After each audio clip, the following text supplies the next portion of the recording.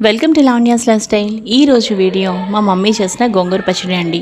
ఇంత మంచి గోంగూర పచ్చడి ఎలా చేయాలో ఈరోజు చూసేద్దామండి. అలాగే ఆల్రెడీ మీకు తెలుసు సమ్మర్ వెకేషన్ అయితే నేను మా మమ్మీ వాళ్ళ ఇంట్లో చాలా బాగా ఎంజాయ్ చేశానండి. ఇంకా సమ్మర్ కూడా అయిపోతుంది. ఒకసారి మా మమ్మీ చేతి గోంగూర పచ్చడి కూడా ఈరోజు ఒక లుక్ వేసేద్దామండి.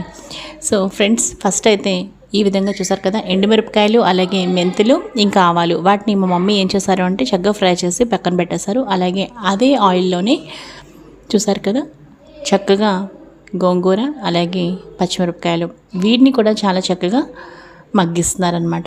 ఏదైతే ఫ్రై చేసిన ఆయిల్ ఉంది కదా దానిలోనే. అలాగే కొంచెం వెల్లుల్లి కూడా వేయించేసారండి. మనకి వెల్లుల్లి చాలా టేస్ట్ చాలా బాగుంటుంది అనమాట. సో బాగా మనకి మగ్గాలి. ఈ విధంగా చూస్తున్నారు కదండి. ఈ విధంగా మగ్గిన తర్వాత పైన చింతపండు కూడా వేసేసారు.